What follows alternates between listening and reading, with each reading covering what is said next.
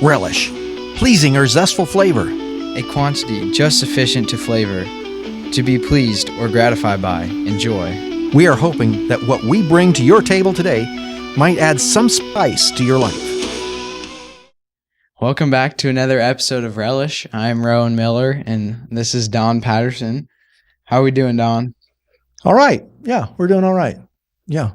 Still got a lot of energy this morning, or wearing? Oh, yeah. I took my vitamins this morning. Okay. Yeah. Yeah. Good. And I've had 2 or 3 cups of coffee. Somewhere? Yeah. Somewhere in there.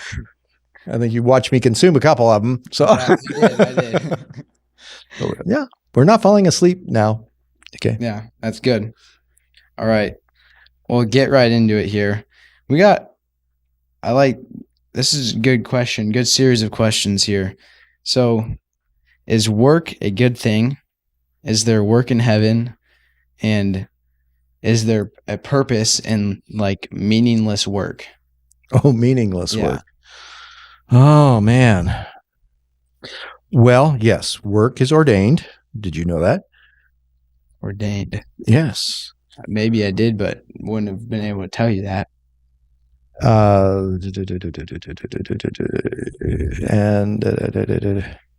I'm looking at Genesis chapter 2, and there we go. It is in verse 5,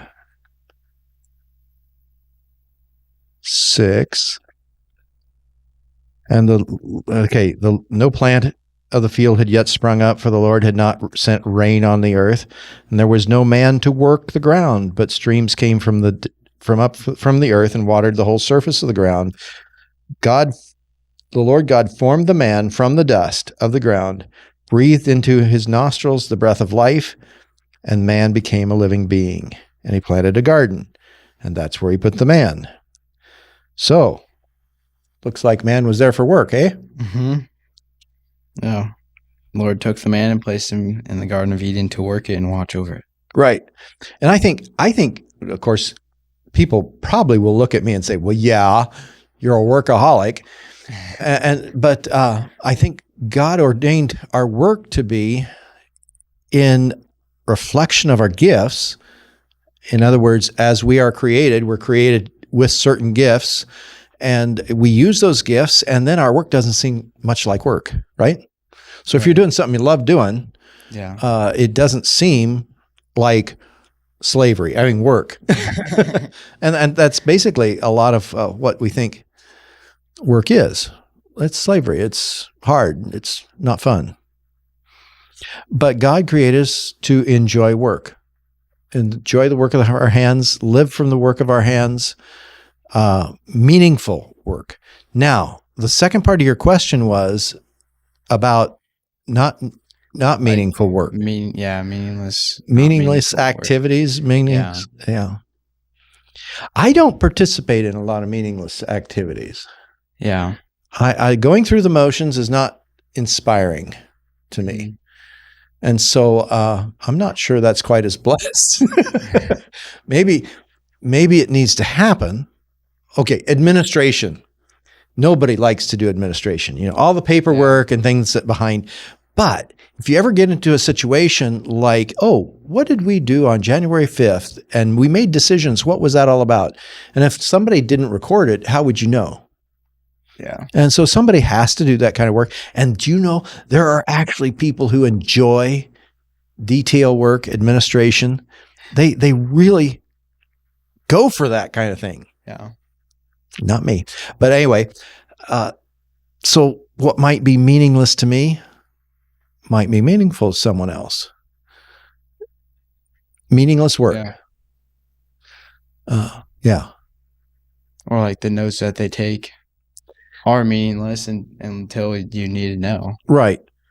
I think of Romans chapter 12, and Paul sort of illustrates it this way. For the grace given me, I ought to say to everyone, don't think of yourself more highly than you ought, but rather think of yourself in sober judgment in accordance with the measure of faith God has given you. Just as each one of us has one body with many members, and these bodies don't all have the same function. So in Christ, we are many, and we form one body, and each member belongs to all the others. We have gifts according to the grace given us. If a man's gift is prophesying, is yours prophesying? Let him use his in proportion to his faith. I've never heard you prophesy yet. We'll have to work on that. If it's serving, let him serve. If it's teaching, let him teach. If it's encouraging, let him encourage. If it's contributing to the needs of others, let him do so generously. If it's leadership, let him govern diligently. If it's showing mercy, let him do it cheerfully. And so basically, as I look down through that list, there's a couple of those that I get excited about, and there's a couple of those I would rather not have to do. So I think we're uniquely put together in the body of Christ, the church, that all of us have the same gifts, and that's intentional, that we not. And so what feels meaningless to me feels meaningful to someone else. Yeah. So I'm hoping that came close to answering your question. What was the question again? As we got to the end of it. 3 parts. Is work a good thing? Mm-hmm. Which we learned it was. Is there work in heaven? Oh, is there work in heaven? Forgot about that part. You got the last part, but yeah, is there work in heaven? Yes. It's worship. We'll be worshiping. Is worship work though? Well, it's activity of it's activity. I mean, what is work anyway? I mean, if your definition of work is it's that which causes me to sweat. I mean, if that's your definition of work, well, we probably won't sweat it in heaven. But if it's an activity with which I invest my time, yeah, there'll be work in heaven. Yeah. There was also Right Now Media had a whole conference in 2018, I think it was, 2018, 2019, talked about work as worship. Work as worship. Okay. And the concept was, you've been given certain gifts. I've been given certain gifts. As we exercise those gifts to the Lord's honor and to the Lord's glory, it's actually worship. Just as if we were singing a hymn on Sunday morning, which is in some people's gear house and not in others. But our work actually then becomes our worship. And they were a lot of entrepreneurs were part of that conference and talking about how God had led them into a business. And in leading them into that business, they glorified God, openly glorified God for what he had done in their life and what he was doing for their employees through the business. And so they saw their work as worship. Can you imagine what that would change? Not only in our church environment, if we're all leaning into the gifts we've been given for the church, but if we did it for our community, if we as Christians were leaning into the giftedness that God had done in our lives for our community, it would change things. It would change not only things, it would change our attitude about things. And that, I think, is as much important as anything else, to treat our work as worship. Yeah. Good question. Whoever gave that question, make sure you give them a hug for us. That was good. Kind of the same thing. How can we, not the same thing, but how can we serve God or like live and fulfill our purpose in a like non-missions not going overseas? Yeah, non-missions career, or like just some random job like a engineer, or like something like not a pastor, not a worship leader, not, I don't think there exists such a thing. Okay. I think, okay, here's my attitude. And you guys can keep me on check on this. I don't call the church building a building. I call it a mission station. Okay. So that as we dismiss from our worship, we're all going into missions. Some of us may go to Haiti, and some of us may go to Congo and go across the ocean. But most of us are moving from the mission station into our mission. It's our family, it's our neighborhood, it's our workplace. That's where we're living out Jesus. Yeah. And so in that way, it doesn't matter whether you're shoveling manure or whether you're designing the Golden Gate Bridge, you can do it to the honor and glory of God. Not only for the benefit of all humanity, which, a bridge helps quite a few people out, but you're doing it for the relationships involved. So that in your workplace, you are representing Christ, if you will. I know a pastor who has this term, and I love it. You are revealing Christ well, right from where you're at. And I don't think anything, I think anything you do in that format, the attitude with which you do it, makes it a mission. Okay. Yeah, you could, So church is essentially like where you refine your skills and then you're sent out. Missionary meeting, yeah. Every Sunday mornings, missionary meeting. Yes, let's get recharged. Get ready to go again. Yes. That would change things on Sunday morning too, wouldn't it? Yeah. If we approached it as a missionary meeting and a recharging to get us ready for the week. Yeah. More of a thing for your personal spiritual health rather than like, oh, it's Sunday, I have to go to church. Yeah, I got to go to church. Yeah. I got to preach this morning. Yeah. Yeah, it changes. It's amazing how if we put Christ in the middle of our attitude, how it changes our approach to everything else. Mm-hmm. If our time for Christ is on Sunday morning for maybe 2 hours, we've minimized the impact Jesus has not only on our own life, but on everybody around us. Mm-hmm. So if we would put Christ in the middle of our work, in the middle of our family, that changes everything. Yeah. I heard if you eat once a week, you'll starve. So that's right. Yeah. Yep. Sunday isn't good. Yeah. And this book is available daily. Yeah. Yeah. Well, mine I'm going to keep, but you probably have one like another it. One that you can like get, it. Yeah. And you can have your own personal copy in this nation. Isn't that wonderful? Mm-hmm. Yeah. And you can look at it anytime you want to. Yeah. Or all the time you want to. Mm-hmm. Isn't it neat that as Christians, we really only have to be proficient in one major literary work? That's true. I mean, I've got gobs of books in my library, but I only need to be proficient in one. Yeah. That's cool. I can handle that. Well, you're excelling in it, so I can handle that. Yeah, that's good. All right.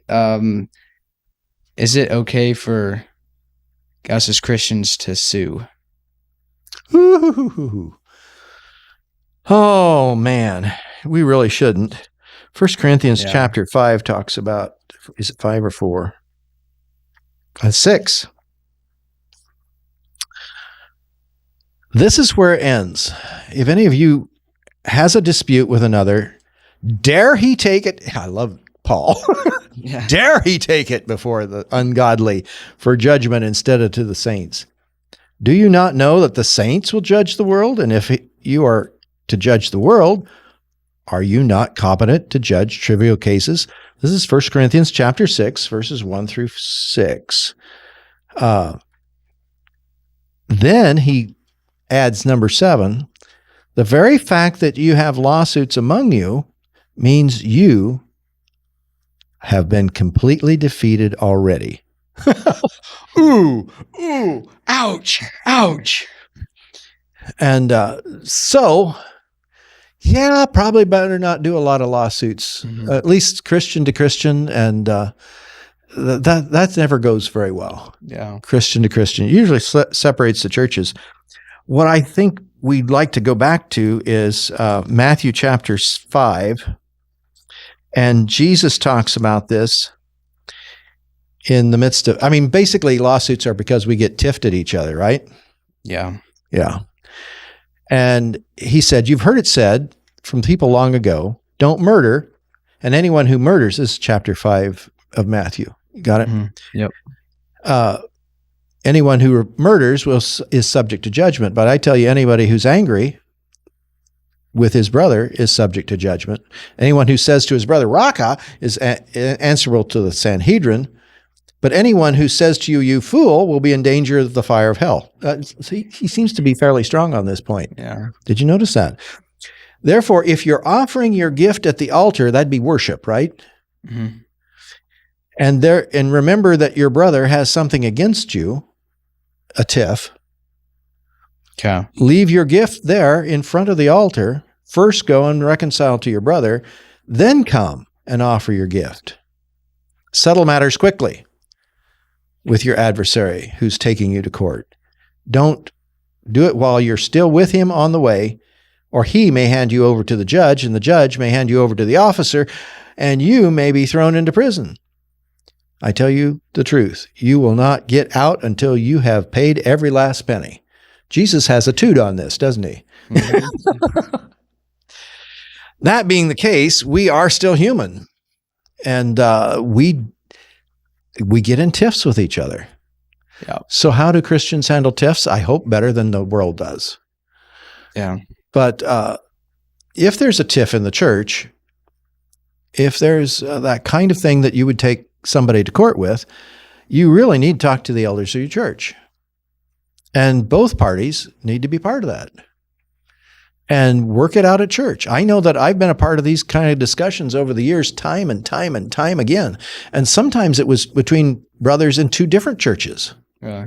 And so I would call that pastor, and he and I would get together, and then we'd meet with the people and we'd work it out between. And sometimes everybody was happy and sometimes nobody was happy, but we were trying to make sure that we were honoring these scriptures, because we should be able to do this.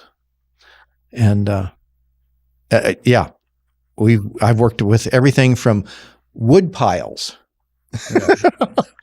They were mad about wood piles.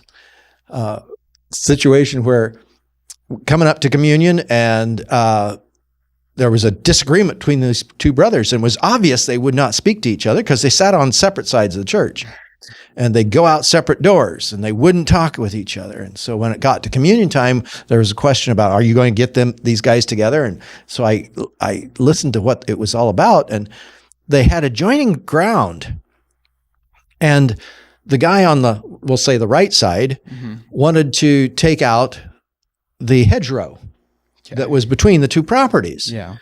And he asked the other guy if he would help pay for the bulldozer. Says, no, I'll let you take the hedgerow out, but I'm not going to pay for the hedgerow. I'm not going to pay for the bulldozer. Yeah. That's your doing. So the guy paid for the bulldozer, had the hedge taken out, and he takes all the wood on his side. And he takes care of the posts. He keeps the posts, all the firewood he keeps. Mm-hmm. And the guy on the left was ticked because he thought he should get part of the wood. And I sort of looked away and I thought, wait a minute, you didn't pay for the bulldozer. Yeah. Why do you think you get the wood? Well, it ended up, he wasn't very happy, but he heard us. And It's interesting, but it seems like it happens. It happens. That's reality, folks. That's reality. And if you think the pastor only works on Sunday, come to my office. Come catch up with me in the middle of a week. Mm-hmm. Yeah. Cool. Good question, though. Yeah. Good question. Well, are we done? I think so. Since we've redone the studio, we're missing one element. Did you notice? Yeah, the clock. So this may be a 30-minute episode. We don't know for sure. God bless. To kind of look at the phone and see what time we start, but end up forgetting because we had in the other studio. We had a clock, and so we knew closer. We'll get it for next time. Yeah. All right. Well, thank you guys as always for joining us, and we'll see you next time. Thank you for joining us for this podcast. Feel free to become part of this ministry by sharing it with others. Our goal is to help each other grow deeper in our understanding of who God is and His calling to us in our daily lives. Thank you again for joining us, and may God bless your day.